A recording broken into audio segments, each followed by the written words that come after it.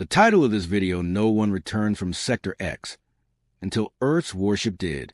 In the depths of space lies Sector X, a forbidden region where no ship ever returned, until Earth's warship, the ISS Valor, dared to enter. Captain Elara Draven leads a fractured crew through cosmic horrors, ancient ruins, and shifting realities to uncover the truth. Sector X is a collapsing prison for an entity known as a hunger, a being that consumes reality itself. With time unraveling and Earth at risk, Draven must choose between sacrifice and survival. Escaping with the Architect's last knowledge, the crew returns. But something ancient and patient now follows, and the real war for existence has begun. Space stretched endlessly before them, but no frontier was as feared as Sector X. It was a wound in the galaxy, a void where light itself seemed reluctant to linger. Legends whisper of entire fleets swallowed whole, of explorers driven mad before their final transmissions dissolved into static. No one returned from Sector X. That was the immutable truth until Earth's warship, the ISS Valor, was sent to defy it. Captain Elara Draven stood at the main viewport of the Valor, watching the distant shimmer of the sector's boundary pulse like a distant heart, the edge of the unknown. She carried the scars of past missions, though few were visible. A long, pale line creased her temple, a reminder of battle long over but never truly forgotten. Her posture was straight, her eyes sharper than most, but shadow of doubt flickered there when no one watched. Behind her, the bridge stirred with controlled urgency. Commander Jace Miles monitored tactical data with the precision of a man who trusted numbers over intuition. His distrust of this mission was no secret, but duty was a chain he wore willingly. He glanced at Draven, his voice low and precise. We're within 2 light hours of the boundary. Instruments are already picking up fluctuations. She didn't turn. Keep us steady, Commander. We're not ghosts yet. At the science console, Dr. Lila Sorn scrolled through streams of data, her dark eyes gleaming with excitement rather than fear. She was the youngest department head aboard, a xenobiologist obsessed with first contact, though few expected anything in Sector X could be reasoned with. "Captain," she called, "I'm detecting energy signatures I can't categorize. It's like the laws of physics are uncertain out there." "Uncertain doesn't kill us," Draven replied. "It's the things that thrive on it that do." The ship's AI, Orion, spoke with its calm, almost amused tone. "Probability of mission success has dropped 2% since entering this region of space. Adjusting estimations hourly." "You're a bundle of optimism," Vectan muttered from the engineering station, his cybernetic arm whirring faintly as he ran diagnostics. Vec was the kind of engineer who trusted the ship the way others trusted gods. If the Valor failed, there was no salvation. The crew of the Valor knew why they were here, though no one dared say it plainly. Earth was dying, not from war, but from stagnation, resource depletion, political fragmentation, a growing certainty that humanity's best days were gone. The High Command had gambled that Sector X might contain the technology or power to rewrite that fate, and Draven's ship was the blade they threw into the dark. But there was more. There always was. Draven's orders included retrieval of any data from previous expeditions and, if possible, extraction of alien technology. There were whispers on Earth that some expeditions had found things before they vanished, things too dangerous to transmit back. The Valor carried specialists in every field, armed with weaponry designed for conflicts Earth had yet to imagine. Still, it was a warship sailing into myth. As the distance between them and the sector's threshold collapsed, a heavy silence draped over the crew. Then the viewport darkened, as if something vast and unseen had blinked over the stars. Draven's voice was steady. "All hands, prepare for entry." The ship passed through an invisible veil. The transition was subtle yet profound. Stars outside the glass seemed wrong. Too close, too distant, colors that didn't exist on any spectrum known to humans. The crew felt it in their bones, like an ache of memory displaced. Orion's voice broke the tension. "We have crossed into Sector X. Navigation is compromised. Stellar mapping unreliable. Keep us moving," Draven ordered. "No stopping." "Not yet." The crew obeyed, but Miles leaned closer to her. "Permission to speak freely." She nodded. "This is a suicide." We don't even know what we're looking for. We're looking for a reason to survive, Commander, she said quietly. If Earth falls, our deaths here won't matter. But if we find something, it might. Before he could respond, alarms blared. Lila's console spat streams of indecipherable readings. Something's coming, she warned. Movement, fast. On the main display, shadows emerged, not ships, but shapes, massive and fluid, as though space itself wept them into being. They moved like predators, formless yet with purpose. The Valor's weapons charged reflexively under Miles' command. Shields up. Target anything that approaches, he ordered. Draven stared at the screen, unblinking. This was the heart of the unknown. Hold fire, she said. Not until they strike. The crew waited, breath held, but the shapes circled them, watching, testing. Then, just as suddenly, they vanished, melting back into the void. The air felt thinner, as if the ship itself exhaled relief. Vec's voice broke the quiet. If that was a welcome party, we're not getting out. Draven turned from a viewport, her eyes colder than before. We don't leave unless we have something worth dying for. Her words settled like frost across the bridge. Beyond the hull, Sector X waited, vast and silent, as though the galaxy itself was watching to see if humanity's warship would last longer than the others. Sector X swallowed time as easily as it consumed light. Hours aboard the ISS Valor passed differently than they should have. Clocks conflicted. The ship's internal systems maintained standard time, yet the stars outside traced impossible arcs, like distant dancers trapped in a stuttering performance. Captain Draven stood alone in the observation deck, staring into that restless void. Shapes moved within the darkness. Shadows without mass, glimmers that pretended to be stars before blinking out. She'd stopped trying to interpret them. A part of her understood that some truths weren't meant to be comprehended. She touched the scar on her temple, almost as if expecting it to burn in warning. It didn't, but the tension in her bones never eased. The crew's condition frayed with each passing shift. Dr. Lila Sorn, ever the optimist, now kept her research logs private, her eyes dark with unspoken discoveries. She'd stopped sharing her dreams, especially since the day she woke screaming about cities made of bone and oceans that whispered back. Commander Miles sharpened his paranoia into vigilance, sleeping in his uniform, pulse steady only when his fingers wrapped around his sidearm. Even Vec Tan, who trusted machines more than men, spent hours recalibrating systems that didn't need repair, because keeping busy kept the hallucinations away. The AI, Orion, monitored everything. It spoke less often now, unless prompted, and even then, its voice sometimes carried a hesitation that bordered on fear. Draven assembled them in the main briefing room, where screens projected a rotating map of the sector, though map was generous. The data was an approximation stitched together from fragmentary scans, ghost signals, and Orion's conjecture. We've located a debris field 2 hours from our position, Draven announced, her voice clear despite the fatigue beneath it. Scans suggest multiple vessels of Earth origin, some centuries old. Vec frowned.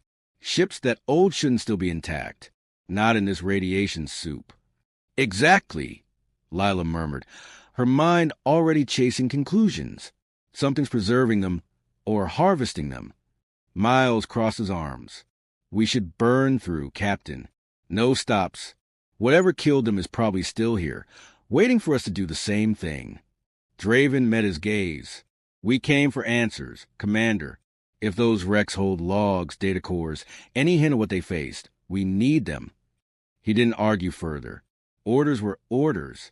2 hours later, the Valor drifted into the graveyard. Wreckage floated in silent orbits around a vast, invisible center. Hulls of ships centuries apart lay twisted together. Their metal surfaces melded unnaturally with organic textures, veins of black sinew threading through steel like parasites infesting bone. Names were still visible on some of the debris. ISS Forerunner, Echo Star, vessels whose disappearances had become cautionary tales in academy lectures. Draven stared at them from the bridge, jaw clenched. She ordered a boarding team. A shuttle descended into the heart of the wreckage with Miles, Lila, and a squad of Marines. Draven remained on the bridge, monitoring through helmet feeds. The shuttle latched onto remains of a vessel that, by all records, should have rusted to dust centuries ago. Yet the metal looked freshly ruptured, as though the battle had occurred days prior. Inside, the corridor shimmered faintly, coated in an oily sheen that pulsed when disturbed. No bodies, no bones, just gear, weapons, personal effects, discarded like offerings. Lila moved carefully, her gloved hands scanning walls that seemed to breathe.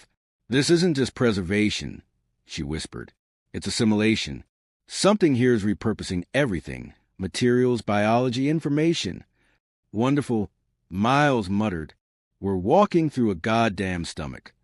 In a chamber near the bridge of the derelict, they found the data core, half buried beneath what looked like calcified muscle. Vec's voice crackled over comms, guiding Lila through extraction while the Marines kept watch. Then the whispering began. At first, Miles thought it was comm interference, but the voices weren't electronic. They pressed against his mind, soft, persuasive. Memories surfaced unbidden. His mother's laughter, a childhood pet, a long-dead friend whispering his name. "Lila, hurry it up," he snapped, sweat trickling despite the cool suit environment. Lila, transfixed, touched the wall.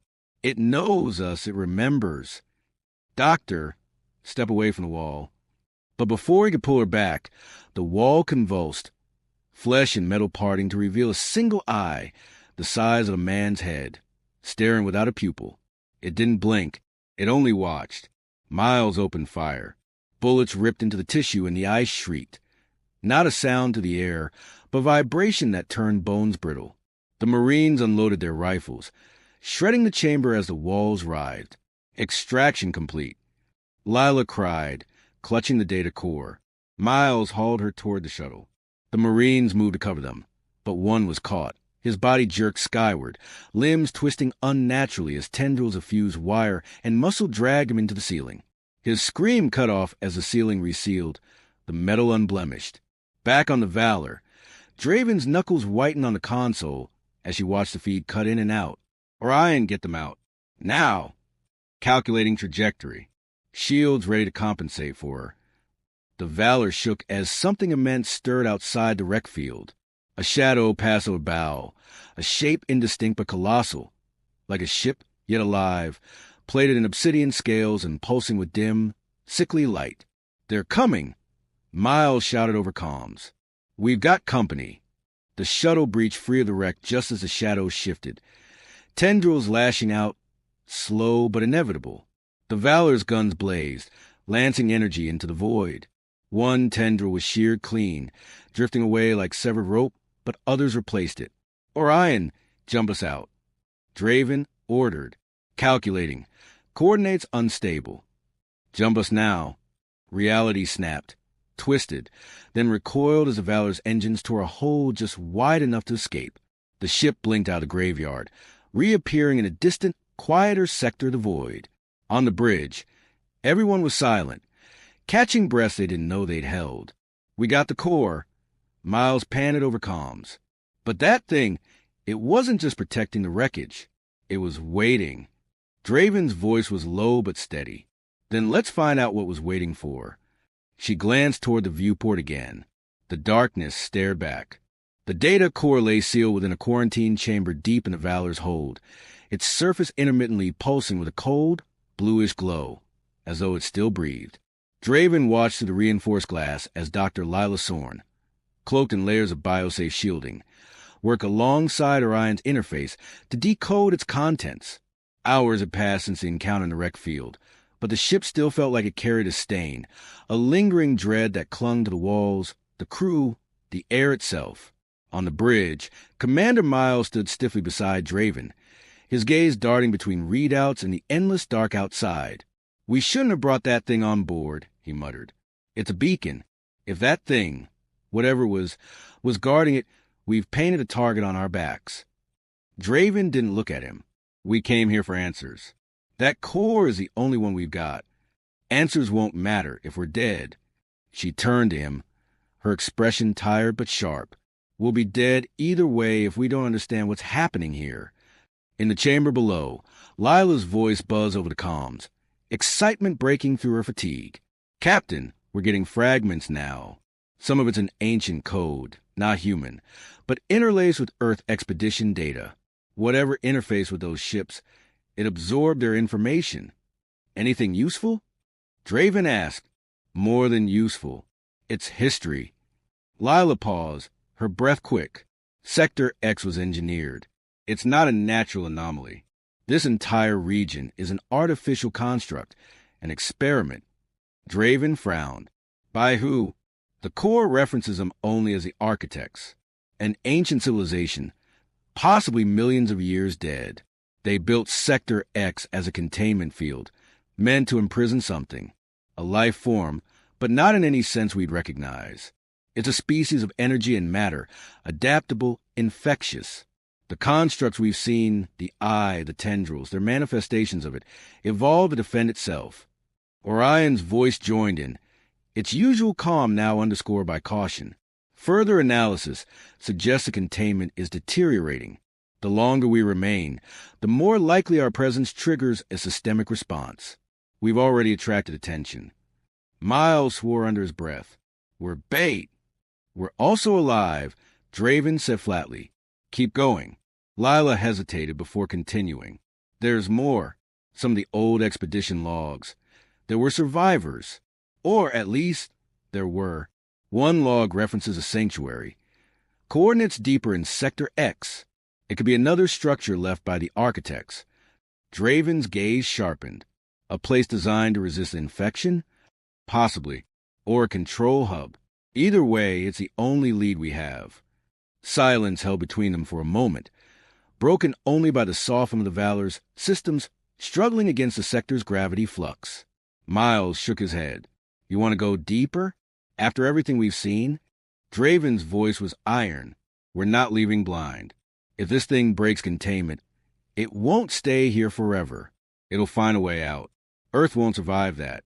Miles looked like he wanted to argue, but the steel in Draven's eyes held him back. He exhaled slowly. Then we make preparations, and we stay ready to burn everything if we need to. Vectan's voice crackled over the bridge comms. That includes a Valor, Captain. If this thing's on us, we can't let it get back to Earth. Draven's expression didn't flinch, but her hands curled into fists. Understood. Later, in the solitude of her quarters, Draven stared at the holographic star chart Orion projected for her. The coordinates of the sanctuary glowed faintly, deep in the heart of Sector X. Past regions of Valor's sensors could barely penetrate. She remembered the last time she led a crew this far into darkness, the last mission she'd sworn to survive. She hadn't. Not really. Her former crew's faces haunted her dreams, and sometimes in the waking hours, she heard their voices in the hum of the ship. A soft chime interrupted her reverie.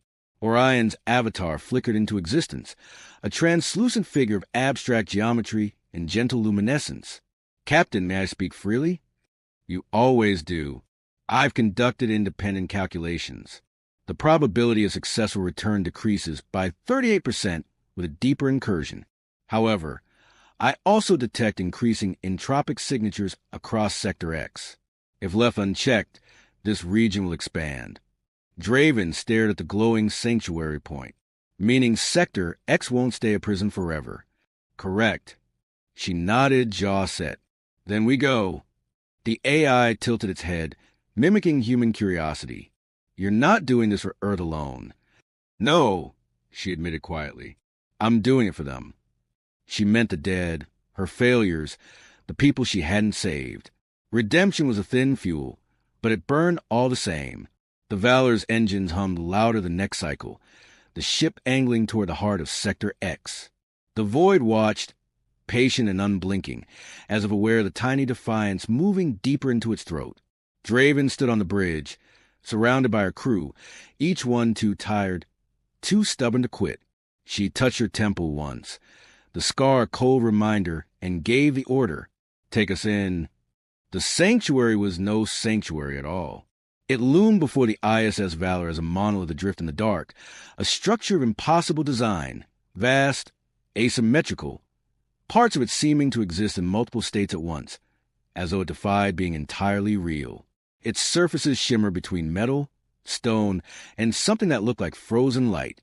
Around it, debris spun lazily, caught in a gravity well that shouldn't have existed, remnants of ships, ancient and alien alike, all dragged here by an unseen force. On the bridge, Captain Draven studied the display with grim focus. The closer they drew, the more the Valor shuddered, not from any direct assault, but from the sector itself resisting their intrusion. The AI Orion's voice was calm but clipped. Structural integrity remained stable, but entropic decay is accelerating. This environment will eventually disassemble us on a molecular level. Then we don't linger, Draven replied. Prepare the boarding teams. Miles, already suited up, checked his rifle, his expression locked between suspicion and readiness. You really think this place holds a key to stopping that thing? The architect's last firewall. Draven's gaze never wavered from the looming sanctuary. It better, or there won't be a firewall left. Lila joined them, her eyes dark with exhaustion, but still alight with that relentless curiosity. She carried a scanner rigged with alien signal decoders and biomapping arrays, her hand steady despite the stakes.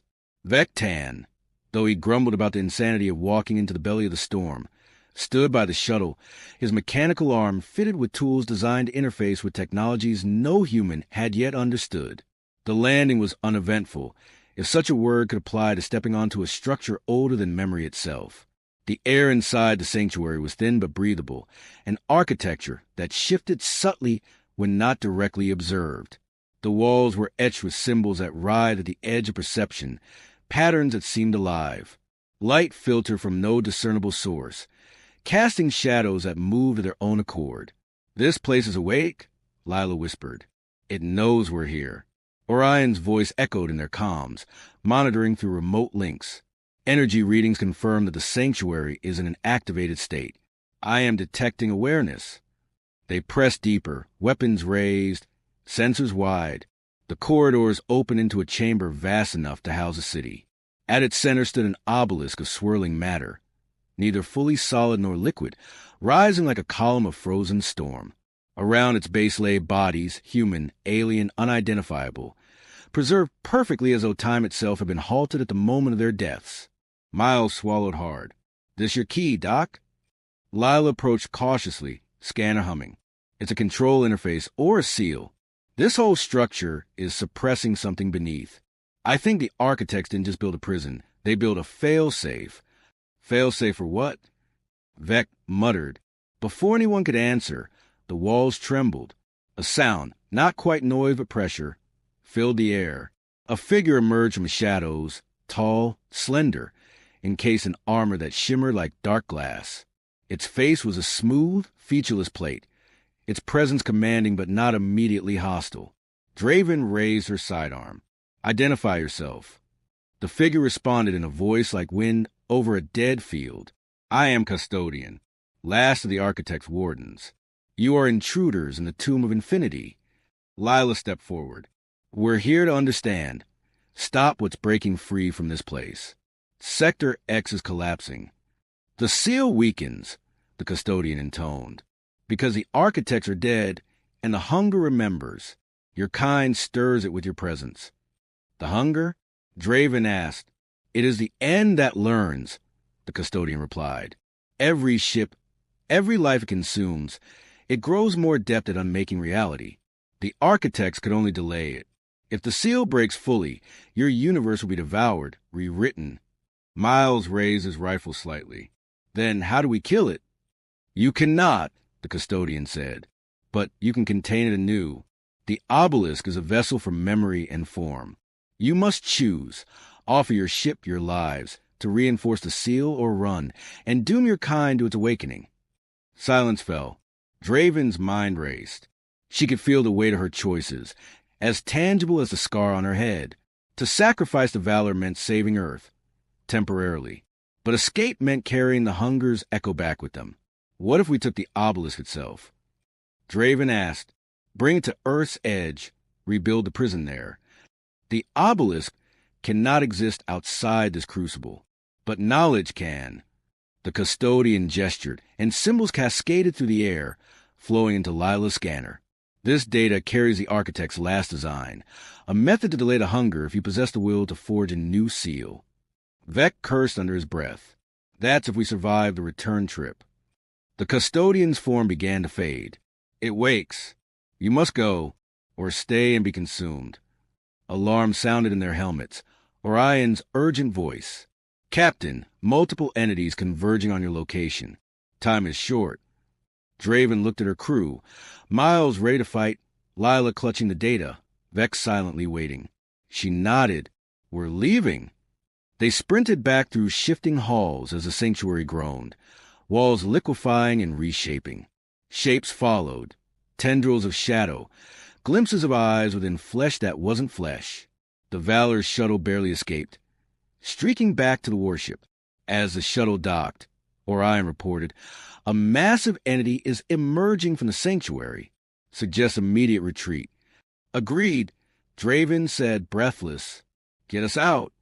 The Valor's engine screamed as they tore through unstable space, the sanctuary collapsing behind them in an implosion of distorted reality. The warship shuddered but held, and in moments, they punched through the threshold of Sector X, stars returning to familiar patterns. Silence filled the bridge. Then Orion's voice, quiet, hesitant. Captain, the data is secure, but something is following.